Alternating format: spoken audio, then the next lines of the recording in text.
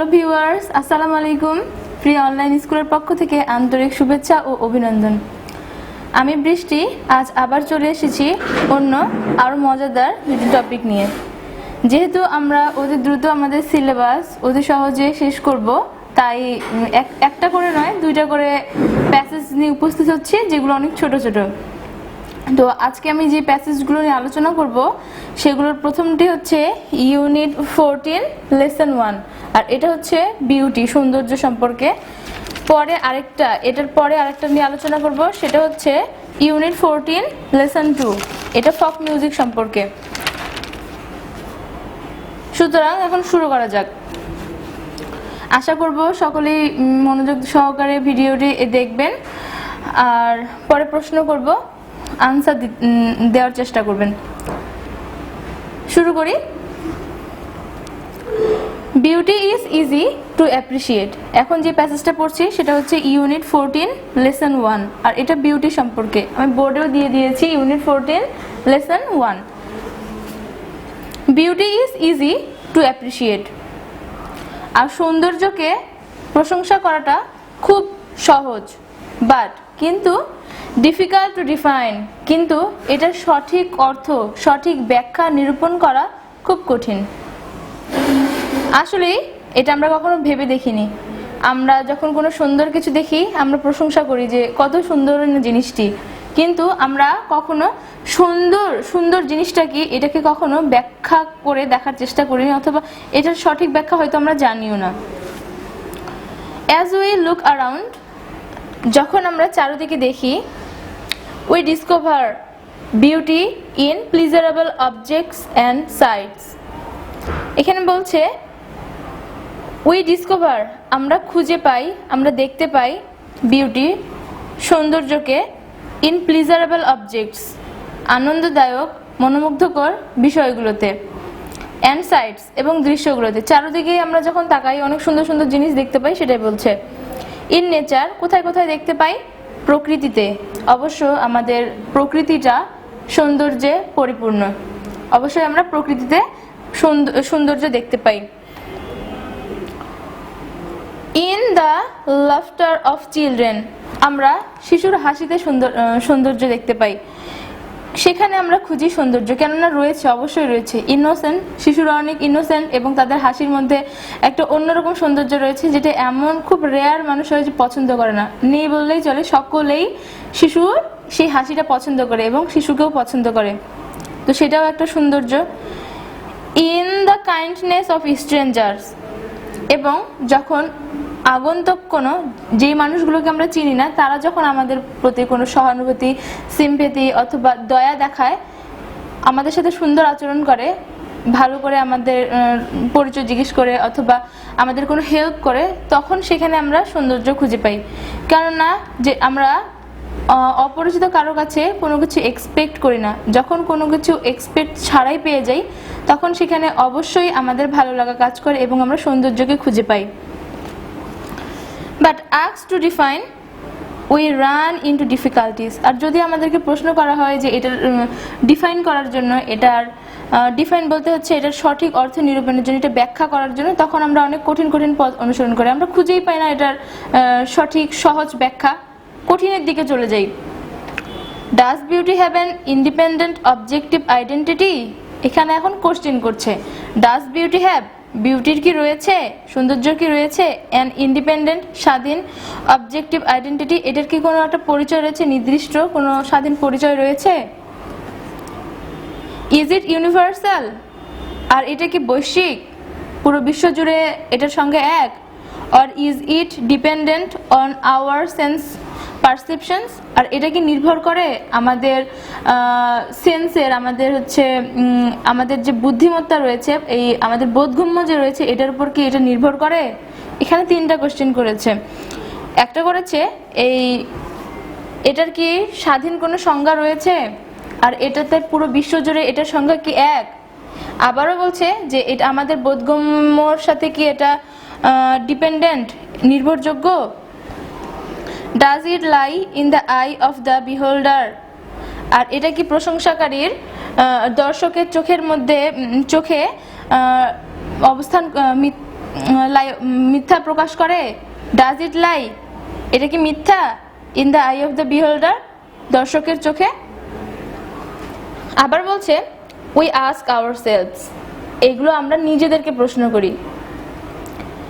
A further difficulty arises when beauty manifests itself not only by its presence but by its absence as well. এখন বলছে আরো কঠিনতর সংজ্ঞা বা কঠিন এর দিকে যেতে পারে। কেমন করে যেতে পারে? আমরা যে এটা প্রকাশ করে when beauty manifests, যখন সুন্দর প্রকাশ করে itself, নিজেকেই, not only by its presence, যখন এটার উপস্থিতি থাকে তখনই, but also যখন এটা অনুপস্থিত থাকে তখন।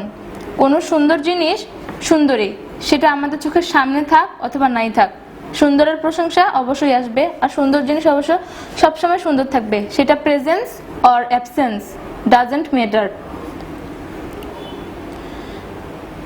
এখন বলছে as when we are repulsed by ugliness and desire beauty, এবং যেহেতু যখন আমরা নিরুৎসাহিত হই বাই আগলিনেস, কুৎসিত মানে খারাপ জিনিসকে আমরা উৎসাহ প্রদান করি না, কেননা সেখানে আমরা কোনো বিউটি খুঁজেই পাই না।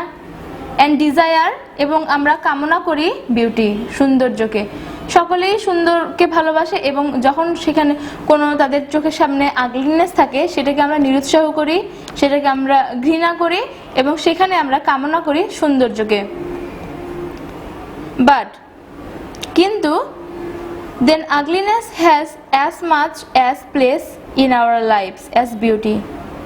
আমরা যে সেটাকে অবহেলা করি, এর আগের লাইনে জানলাম যে আমরা আগলিনেসকে অবজ্ঞা করে আমরা সেখানে বিউটিকে চাই, কিন্তু আগলিনেস, কুৎসিত বা খারাপ জিনিসেরও তো আমাদের জীবনে অর্ধেক স্থান রয়েছে, যে অর্ধেক স্থান রয়েছে সৌন্দর্যের।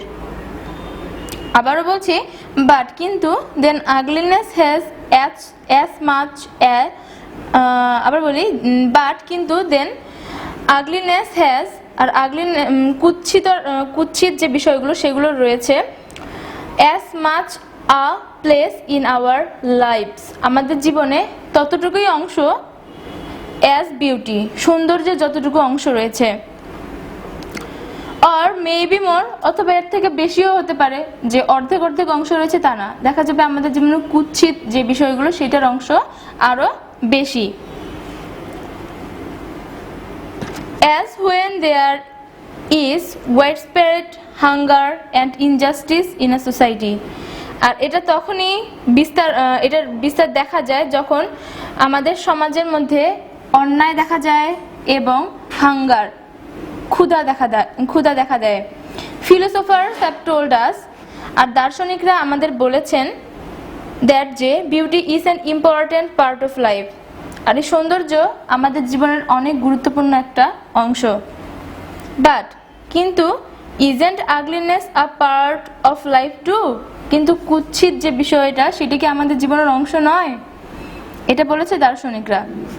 And if art has beauty as an important ingredient, can it confine itself only to a projection of beauty?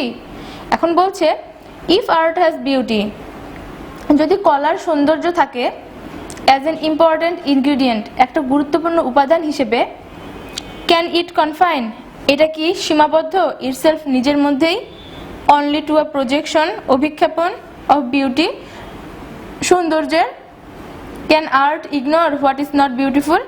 আর এই কলা কি ইগনোর করতে পারবে? কি ইগনোর করতে পারবে? যে জিনিসগুলো সুন্দর না। সুন্দর অসুন্দর সবকিছু মিলেই আর্ট।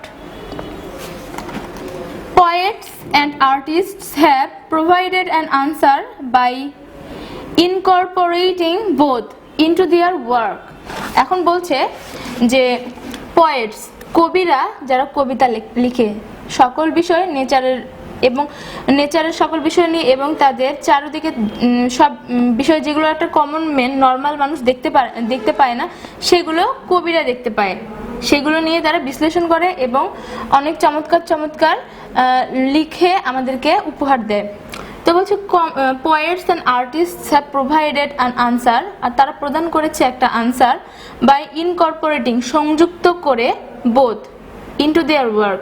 বোথ হচ্ছে, বোথ বলতে কি বোঝাচ্ছে, এই বিউটি অ্যান্ড আগলিনেস, এই বিউটি এবং আগলিনেস দুইটা মিলে, দুইটাকে সংযুক্ত করেই তারা আমাদেরকে আনসারটা প্রদান করেছে, এবং তাদের ওয়ার্কসগুলো এই দুইটার সমন্বয়ে গঠিত।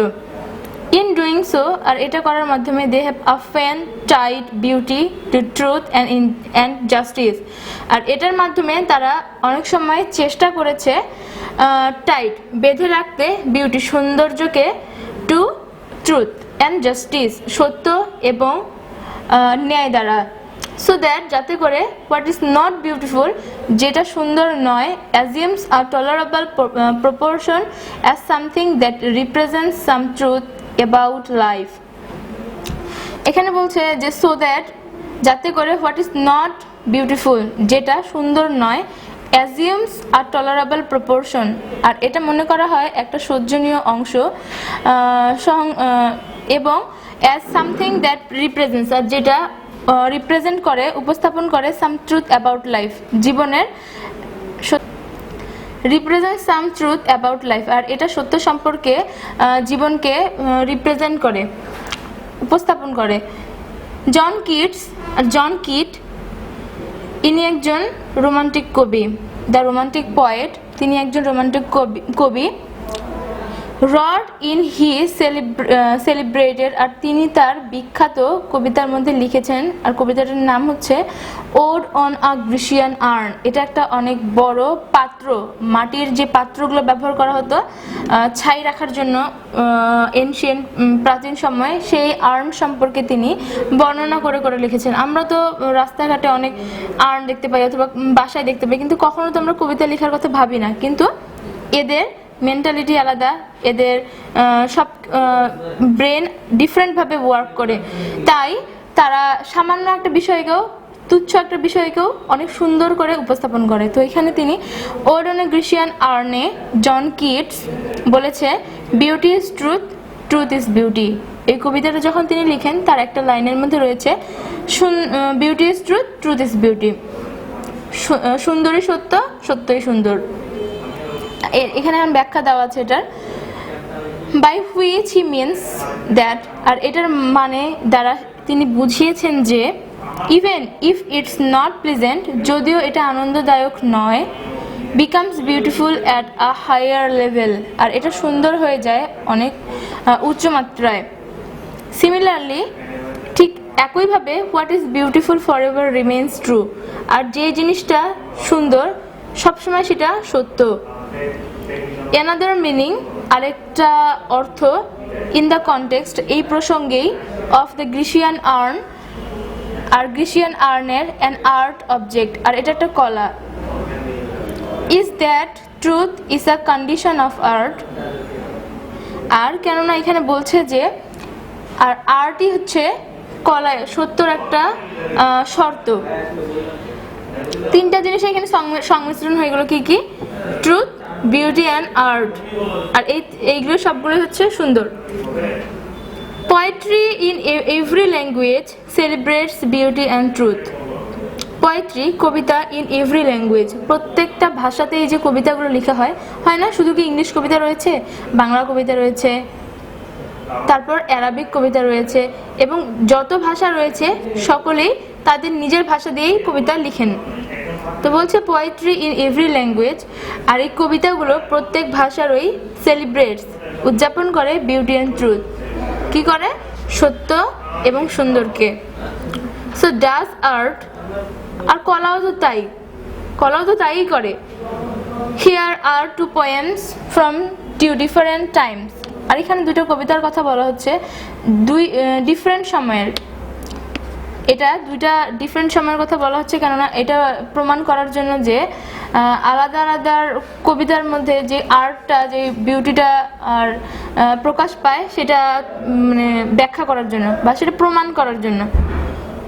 কি কি? Different Times that present some enduring ideas about beauty and truth, এটা প্রমাণ করার জন্য যে সুন্দর এবং সত্য স্থায়ী।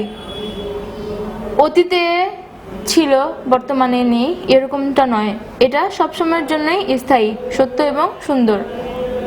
তাই দুইটা যুগের মানে দুই সময়ের কবিতাকে রিপ্রেজেন্ট করে প্রমাণ করা হচ্ছে এখানে। The poems are by Lord Byron. Lord বাইরনের যুগ এটা ছিল 1788 থেকে 1824 সাল পর্যন্ত। An English poet of the romantic tradition, আর তিনি একজন ইংলিশ কবি রোমান্টিক যুগের, রোমান্টিক ঐতিহ্যের। অ্যান্ড এমিলি ডিকিনসন, এবং এমিলি ডিকিনসন তার হচ্ছে শুরু হয় 1830 থেকে 1886। তিনি একজন American poet who wrote about the human sin, love and death, আর যিনি লিখে গেছেন দৃশ্য সম্পর্কে, লাভ সম্পর্কে এবং মৃত্যু সম্পর্কে।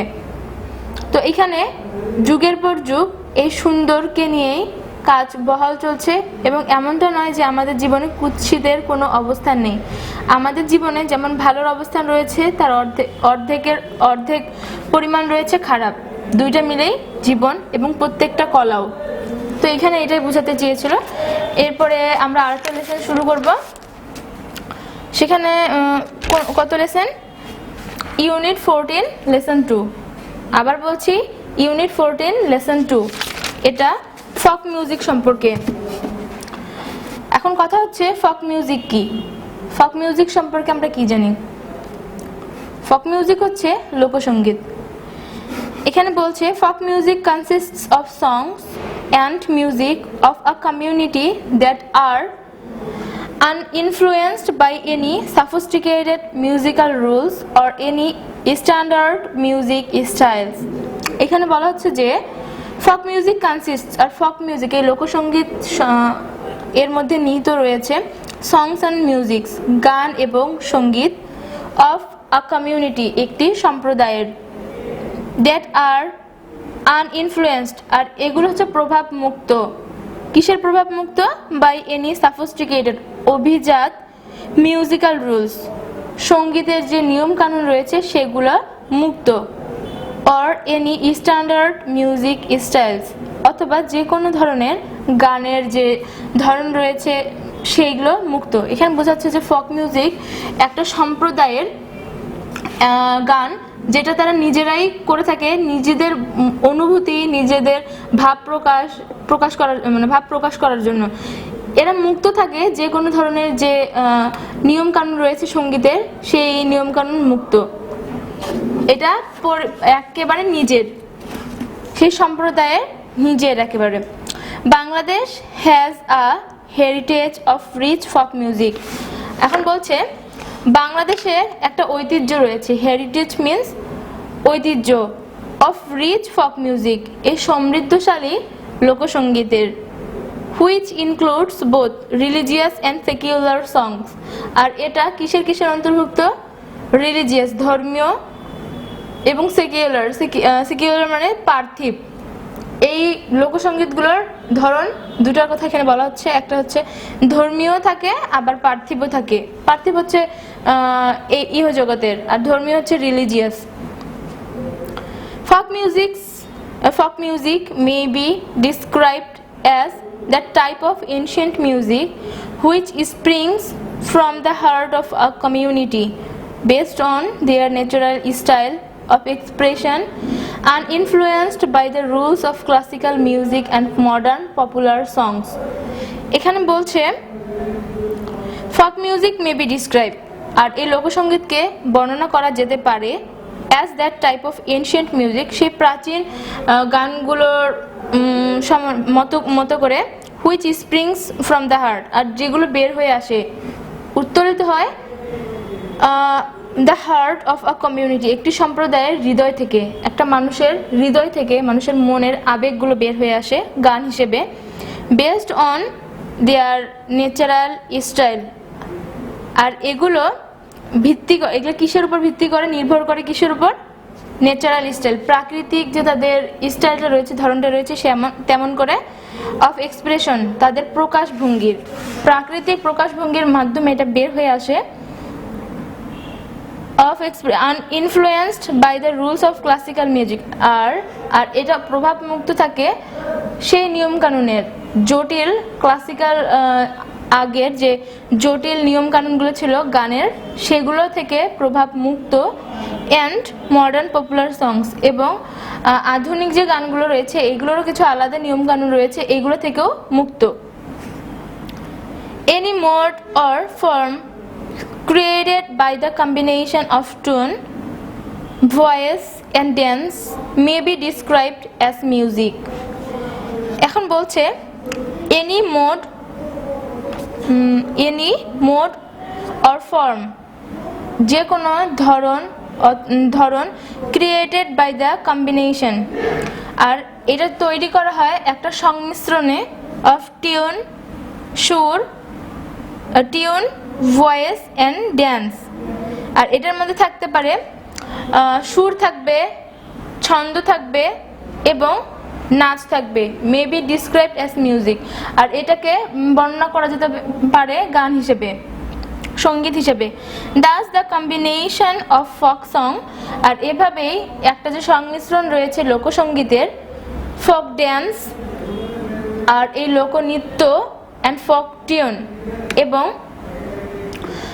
লোক যে সুরটা রয়েছে সেটা may be called folk music, এটাকে বলা যেতে পারে লোকসঙ্গীত।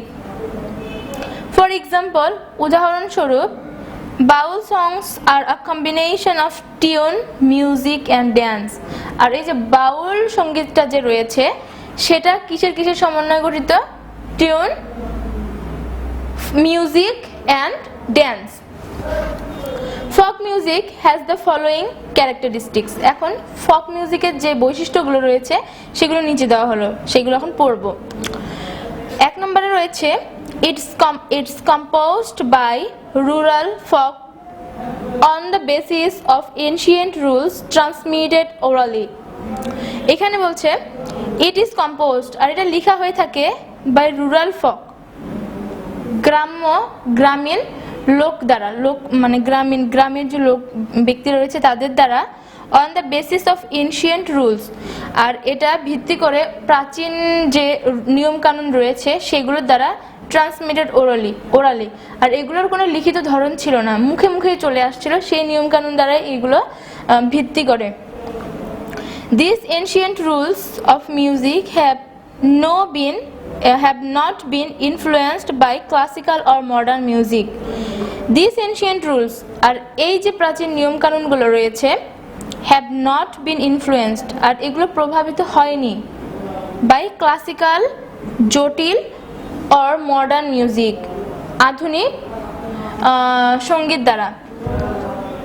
3 নম্বর বলছে folk songs may be sung in groups or individually, আর এই লোকসঙ্গীতগুলো গাওয়া যেতে পারে দলগতভাবে অথবা এককভাবে। No regular practice is required for folk music. No regular practice is required. প্রতিনিয়ত এগুলো চর্চা করার প্রয়োজন নেই। It is composed and performed by illiterate or semi-literate people. It is composed, এগুলো লেখা হয়ে থাকে, and performed, এবং এগুলো উপস্থাপনা করা হয়ে থাকে by illiterate, অশিক্ষিত, or semi-literate, অথবা অর্ধশিক্ষিত ব্যক্তিদের দ্বারা। এমনটা নয় যে লোকসঙ্গীত লেখার জন্য বা গাওয়ার জন্য যে পরিপূর্ণ শিক্ষিত হতে হবে, এমনটা নয়। এটা হচ্ছে শিক্ষিত, অর্ধশিক্ষিত অথবা অশিক্ষিত ব্যক্তিরাও এটা পরিচালনা করে থাকে। 4 নম্বরে এখন বলা হচ্ছে, 6 নম্বরে, it is a spontaneous expression in easy language. It is a spontaneous expression, আর এটা একটা স্বতঃস্ফূর্ত একটা প্রকাশভঙ্গি, ভাব প্রকাশের একটা মাধ্যম। ইন ইজি ল্যাঙ্গুয়েজ, সহজ ভাষায়, এখানে অনেক সহজ ইজি ল্যাঙ্গুয়েজ ব্যবহার করা হয়ে থাকে। লোকাল ডায়ালেক্ট, স্থানীয় উপভাষা ব্যবহার করা হয়ে থাকে। অ্যান্ড সিম্পল টিউন, এবং অনেক সহজ একটা সুর ব্যবহার করা হয়ে থাকে। Both words and tune are appealing. এখন বলছে ওয়ার্ডস এবং টুন, ওয়ার্ডগুলো এবং সুর, শব্দগুলো এবং সুর, আর অ্যাপিলিং, এগুলো আবেদনময়ী। Despite its universal appeal it uses local dialect, যদিও এটা বৈশ্বিক, পুরো বিশ্ব জুড়েই এটার প্রচার অনেক অনেক বেশি, তারপরেও এটাকে নিজস্ব উপভাষা ডায়ালেক্টে মানে যে সম্প্রদায় লিখে বা যে সম্প্রদায়ে তার মনের ভাব প্রকাশের জন্য এই গানগুলো গেয়ে থাকে, তাদের নিজের ভাষায় এগুলো গেয়ে থাকে, কিন্তু এগুলো universal. It depends upon nature and the rural environment, আর এটা নির্ভর করে নেচার, প্রকৃতির উপর, অ্যান্ড দ্য রুরাল, এবং গ্রাম্য পরিবেশের উপর, গ্রাম্য, রুরাল এনভায়রনমেন্ট, গ্রাম্য পরিবেশের উপর। ইট is an explicit manifestation of the joys and sorrows of daily life। এখানে বলছে it is an explicit manifestation, এটি একটি স্পষ্ট প্রকাশ, of the joys and the sorrows, আনন্দের এবং কষ্টের, অফ ডেইলি লাইফ, প্রতিনিয়ত যে আমাদের জীবনে কষ্ট, দুঃখ, আনন্দ রয়েছে সেগুলো প্রকাশের মাধ্যমই হচ্ছে একটা এই লোকসঙ্গীত। It uses simple and natural rhythms, আর এটা ব্যবহার করা হয়ে থাকে অনেক সহজ এবং প্রাকৃতিক ছন্দ, তাল। It contains a strong emotive expression of human love and separation. It contains, আর এটা এর মধ্যে রয়েছে স্ট্রং ইমোটিভ, একটা আবেগপ্রবণ একটা ভঙ্গি রয়েছে, of human love and separation, মানুষের যে ভালোবাসা হয় এবং ভালোবাসায় যে বিচ্ছেদটা হয় সেটার একটা অনেক আবেগপ্রবণ ভাব প্রকাশের মাধ্যম হিসেবে এটা কাজ করে। এগুলো ছিল ক্যারেক্টারিস্টিক্সগুলো। এখন মোট 12টা ক্যারেক্টারিস্টিক্স। প্রশ্ন থাকতে পারে যে ফক মিউজিকের ক্যারেক্টারিস্টিক্সগুলো লেখার জন্য, তো এগুলো লিখে ফেলতে হবে। এরপরে ইন বাংলাদেশে folk music has great variety with songs. বাংলাদেশে ফক মিউজিক, এই লোকসঙ্গীত, হ্যাজ গ্রেট ভ্যারাইটি, এটার অনেক ভিন্নতা রয়েছে, with songs being composed on the culture, আর এগুলোর ভিন্নতা কিসের উপর ডিপেন্ড করে? কালচার, সংস্কৃতির উপর, ফেস্টিভ্যালস, উৎসবের উপর, ভিউস অফ লাইফ, জীবনের যে ধরন রয়েছে, একজনের দৃষ্টিতে এক এক রকম জীবন, সেটা সম্পর্কে, ন্যাচারাল বিউটি এবং প্রাকৃতিক সৌন্দর্য সম্পর্কে, রিভার্স, নদী সম্পর্কে, বিউটি, প্রাকৃতিক সৌন্দর্য সম্পর্কে, রিভার্স, নদী সম্পর্কে, and rural and riverine life, গ্রাম্য এবং নদী তীরবর্তী মানুষ সম্পর্কে। তো প্রশ্ন হতে পারে এখানে, কি প্রশ্ন হতে পারে? যে বাংলাদেশে যে ভিন্নতা রয়েছে লোকসঙ্গীতের, কোন কোন ধরনের লোকসঙ্গীত গাওয়া হয়ে থাকে, কি সম্পর্কে কোন কোন ধরনের গাওয়া হয়ে থাকে? সংস্কৃতির উপর নির্ভর করে এটার ভিন্নতা দেখা দেয়, festivals, views of life, natural beauty, river, rural and riverine life. These songs are also about social inequality and poverty. আর এই গানগুলো আরও কি সম্পর্কে হয়ে থাকে? সামাজিক অসমতা অ্যান্ড প্রভার্টি এবং দারিদ্রতা সম্পর্কে, about the material world and the super natural, আরও হয়ে থাকে এই পার্থিব জগৎ সম্পর্কে এবং অলৌকিক বিষয় সম্পর্কে। সুপার ন্যাচারাল বলতে আমরা বুঝি যেগুলো অলৌকিক, যেমন ভূত, প্রেত, আত্মা, তারপর যেগুলো আর কি বাস্তবে নয় এরকম। Mystical songs have been composed using the metaphors of rivers and boats and develops according to the environment. না সরি, এখানে শেষে বোটস পর্যন্ত। মিস্টিক্যাল সংস, আর এই যে সংগুলো রয়েছে মিস্টিক্যাল, যেমন হচ্ছে বিভিন্ন উপজাতির, এক কথায় এখানে হচ্ছে মিস্টিক্যাল বলতে বোঝাচ্ছে এক ধরনের গান, যেই গানগুলোর মধ্যে অন্য রকমের জাদুময়ী ক্ষমতা থাকে, সেগুলো mystical songs have been composed, আর এগুলো লেখা হয়ে থাকে using the metaphors of rivers and boats. আর এই মিস্টিক্যাল সংসগুলো গাওয়া হয়ে থাকে, এটা তুলনা উপমা হিসেবে রাখা হয় রিভার্স নদীকে এবং বোটস এবং নৌকা।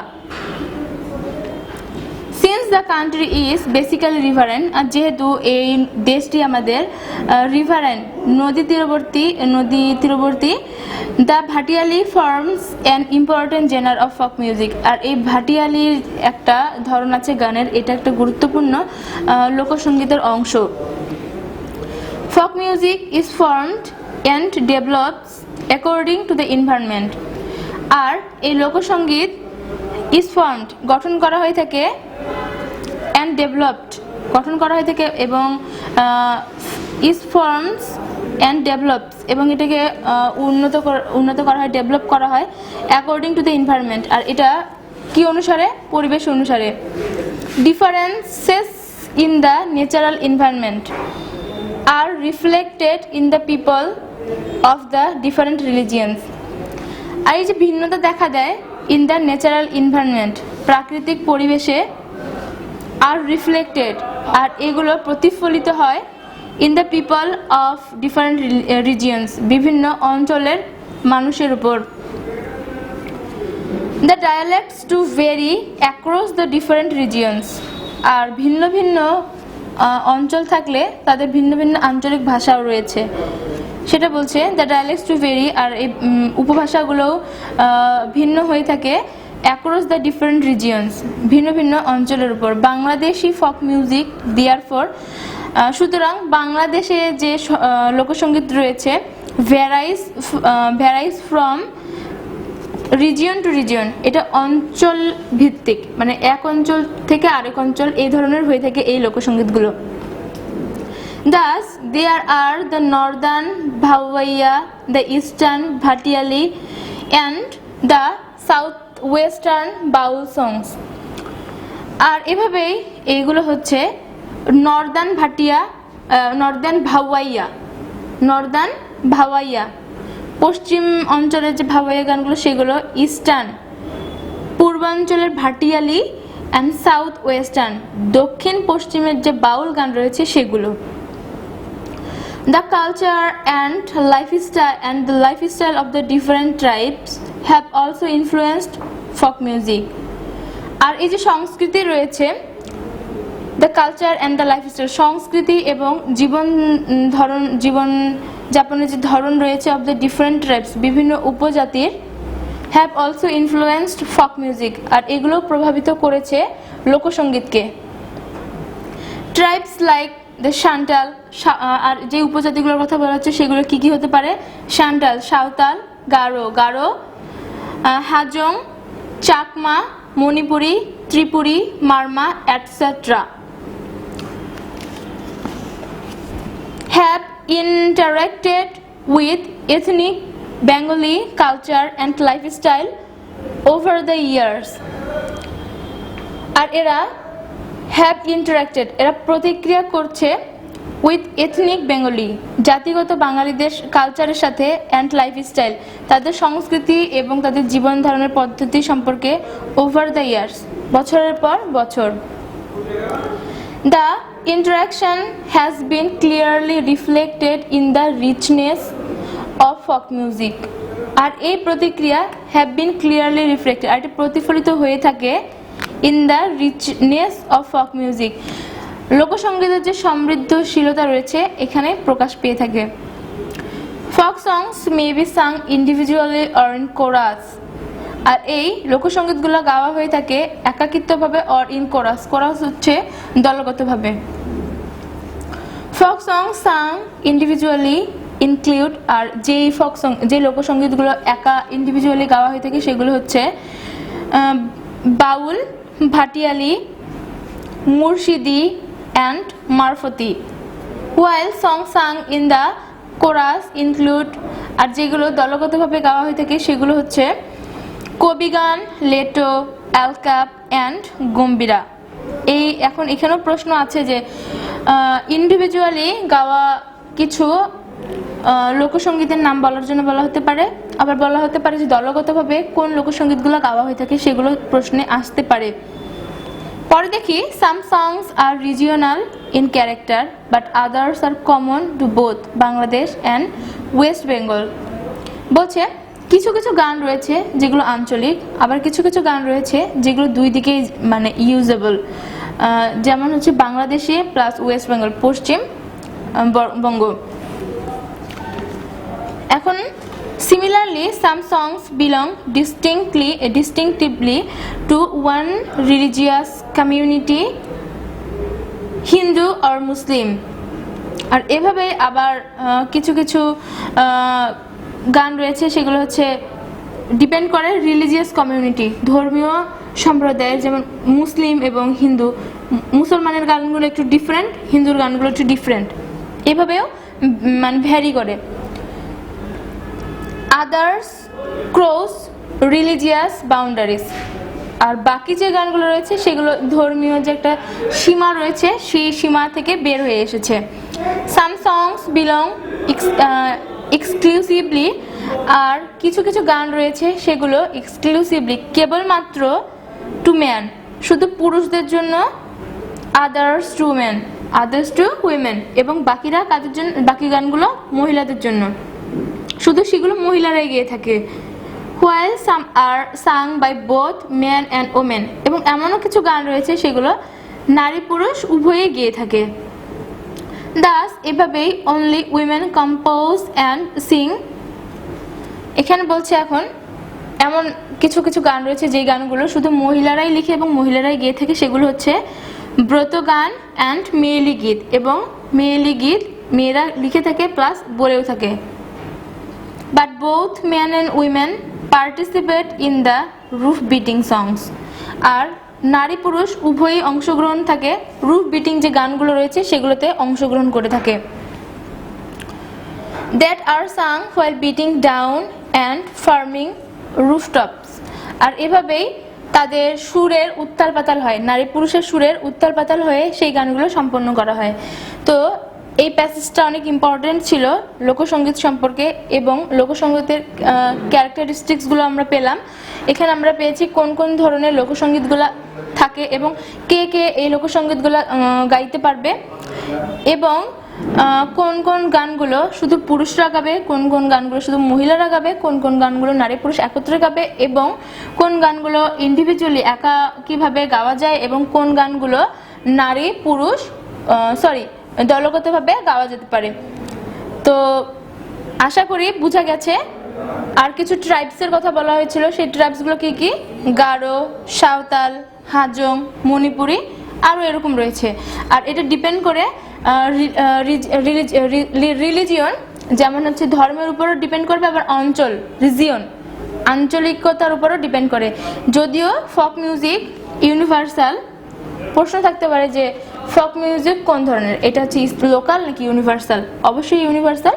তারপরেও ইউজ করা হয় ডায়ালেক্ট ইউজ করে এগুলো গাওয়া হয়ে থাকে।